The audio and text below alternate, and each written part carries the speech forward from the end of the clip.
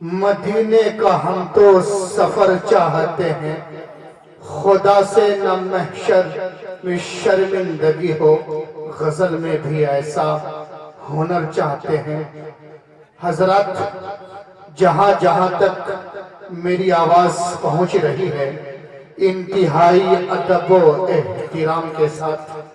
گزارش کر رہا ہوں کہ آپ جلد از جلد تشریف لے آئیں۔ تمام مہمان معظم یہاں آ چکے ہیں، انشاءاللہ بہت جلد وہ آپ کے سامنے جلوہ افروز ہوں گے، اور میں تمام مہمانان کرام سے گزارش کر رہا ہوں کہ آپ جلد سے جلد تشریف لے آئیں۔ آپ جہاں بیٹھے ہیں آپ کا جگہ وہاں نہیں ہے، آپ کا جگہ اسٹیج پہ ہے، اس لیے میں ادب و احترام کے ساتھ گزارش کر رہا ہوں کہ آپ جلد سے جلد تشریف لائیں۔ آئیے، میں چاہتا یہ ہوں کہ ایک بار بیان و خطابت ہو جائے۔ انشاءاللہ بیان و خطابت کے لیے میں عقیدت و محبت کے ساتھ حضرت اقدس مولانا مفتی شان عالم صاحب کھائے پوری سے گزارش کر رہا ہوں کہ آپ جلد از جلد تشریف لائیں اور کوشش کریں 5 منٹ میں اپنے بیان کو ختم کر دیں، کیونکہ جو فہرست میں علماء اکرام ہیں وہ تشریف لا چکے ہیں اور بہت جلدی وہ آپ کے سامنے ہوں گے۔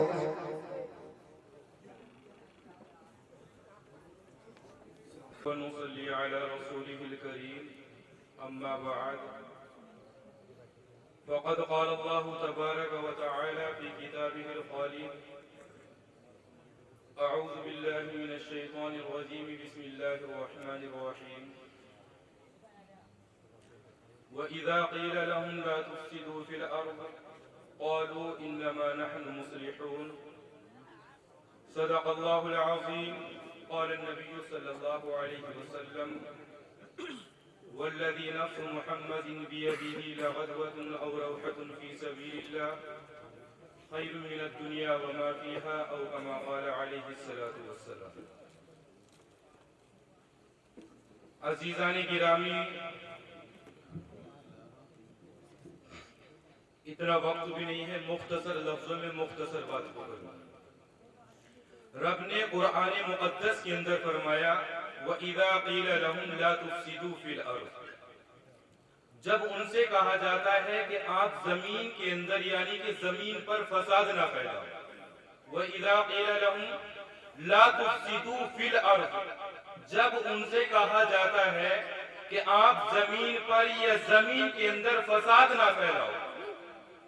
قالوا انما نحن مصلحون واذا قيل لهم لا تفسدوا في الارض قالوا انما نحن مصلحون، تو وہ کہتے ہیں کہ ہم زمین پر فساد نہیں پھیلا رہے بلکہ ہم تو لوگوں کی اصلاح کرنے والے ہیں، ہم تو لوگوں کی اصلاح کرنے والے ہیں۔ رب نے کہا الا انہم هم المفسدون ولكن لا يشعرون، بے شک یہی لوگ زمین پر فساد مچاتے ہیں لیکن یہ اس کا شعور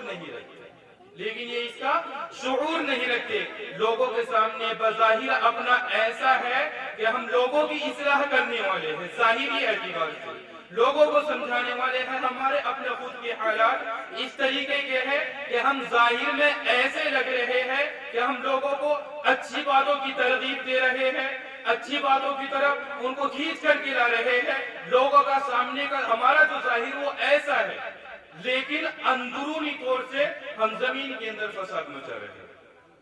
اندرونی طور سے ہم زمین کے اندر زمین کے اوپر فساد مچا رہے ہیں۔ رب اس کو کہہ رہے ہیں وَإِذَا قِيلَ لَهُمْ لَا تُفْسِدُوا فِي الْأَرْضِ قَالُوا إِنَّمَا نَحْنُ مُصْلِحُونَ أَلَا إِنَّهُمْ هُمُ الْمُفْسِدُونَ وَلَكِنْ لَا يَشْعُرُونَ وَإِذَا قِيلَ لَهُمْ آمِنُوا كما آمن الناس قالوا أنؤمن كما آمن السفهاء ألا إنهم هم السفهاء ولكن لا يعلمون، اور جب ان سے کہا جاتا ہے کہ آپ ایمان لے کر کے آؤ ایسا کہ جیسا کہ ایمان لے کر کے آئے اور لوگ، تو وہ کہتے ہیں کیا ہم ایمان لائے ایسا کہ جیسا کہ ایمان لائے یہ بے وقوف لوگ، لیکن وہ اس کو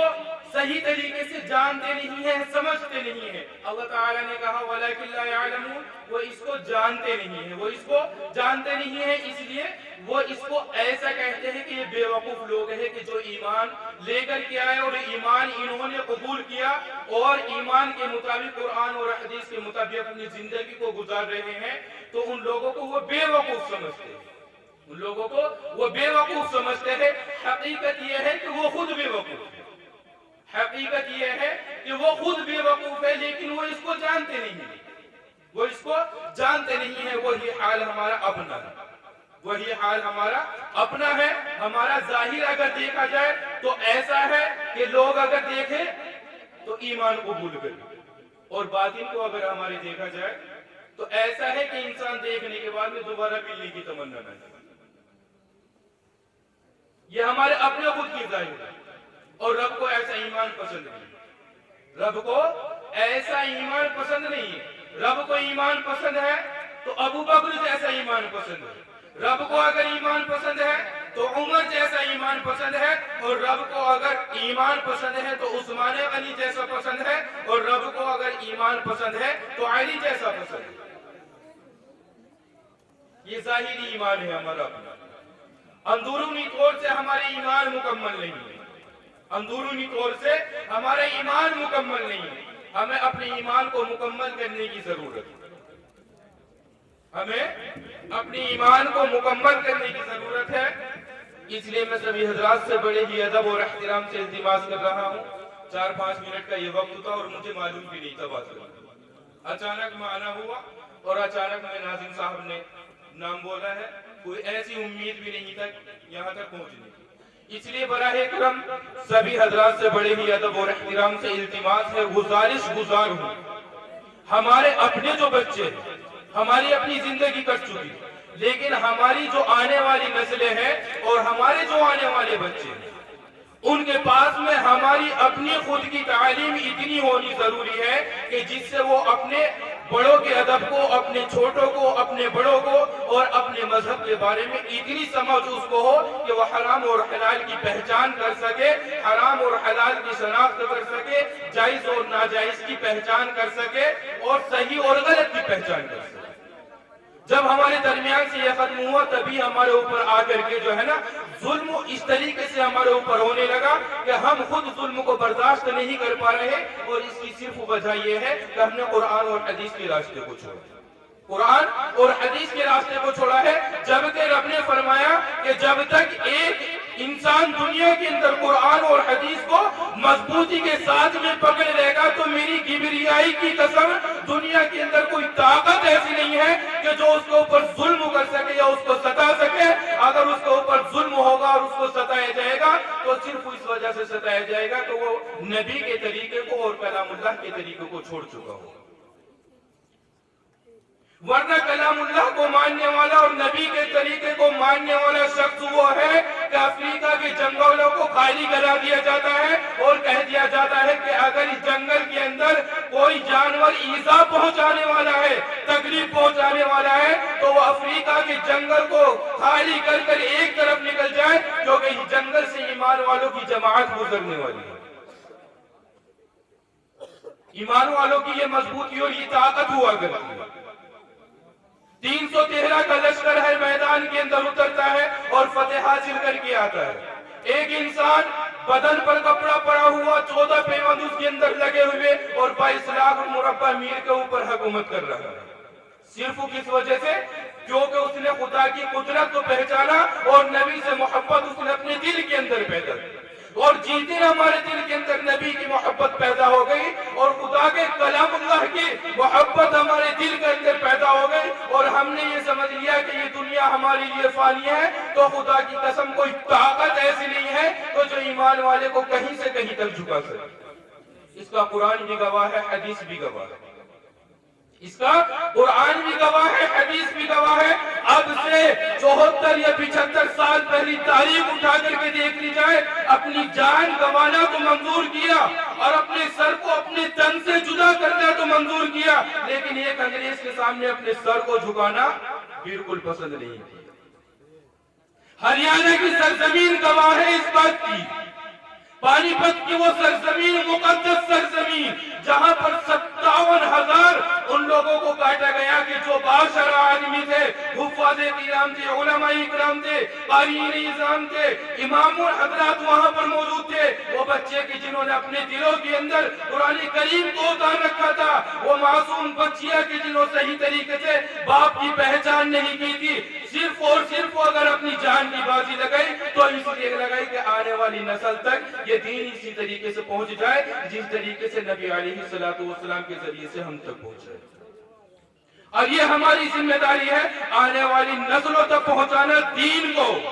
اور اگر ہم نے ایسا نہیں کیا تو خدا کی قسم کل قیامت کے دن رب دو جہاں کے سامنے جواب دینا بھاری ہوگا. علم کا سیکھ لینا آسان ہے، علم کا سیکھ لینا آسان ہے، لیکن اس کو پھیلانا یہ اس سے مشکل کام ہے. علم تو کوئی بھی حاصل کر لے. ابھی ہمارے ہی لوگ، ہمارے اپنے لوگ کسی سٹیج سے کوئی بیان ایسا نہ دینا جس کی وجہ سے پکڑو. اللہ کے نبی علیہ السلام فرما رہے ہیں الحق نور، حق بات کہو چاہے تمہاری گردن تمہارے تن سے جدا ہو جائے. حق کہو. حق کہنے کا مادہ جس کے اندر پیدا ہو گیا وہ کبھی کسی کے سامنے سر جھکانے کے قابل نہیں ہو سکتا. صرف رب کے علاوہ اگر سر جھکے گا تو رب کے سامنے جھکے گا، ورنہ کسی کے سامنے سر نہیں جھکے گا. اور آپ مثال اگر چاہیے تو ایسے لوگ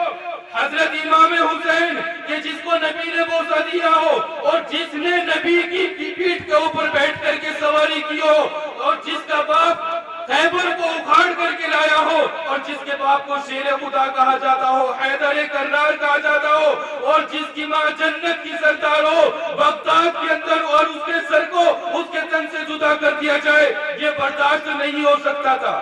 لیکن اگر تن جدا کیا گیا تو کس لیے کہ رب کا فرمان سامنے آیا، اس لیے گردن کٹ گئی. ورنہ کربلا کے اندر امام حسین کی گردن کٹ جائے یا امام حسین کو شہید کر دیا جائے. وہ اس باپ کی اولاد تھی کہ جو خیبر اکھاڑ رہے تھے. اس لیے ہمیں اپنے بچوں تک، آنے والی نسلوں تک دین پہنچانا ہے. ورنہ تو خدا کی قسم وہ وقت دور نہیں کہ نہلانے والے، غسل دینے والے، کفنانے والے، نماز جنازہ پڑھانے کے لیے، قبر کے اندر اتارنے کے لیے آدمی بھی خریداری پر آیا کرے گا اور ان کا یہ بھی نہیں پتا ہوگا کہ یہ پاک ہے یا نہ پاک. اس لیے ضروری ہے ہمارے لیے ساری چیزیں. اللہ تعالیٰ کہنے سے سننے سے زیادہ عمل کی توفیق عطا فرمائے. وآخر دعوانا الحمدللہ رب العالمین. معذرت چاہتا ہوں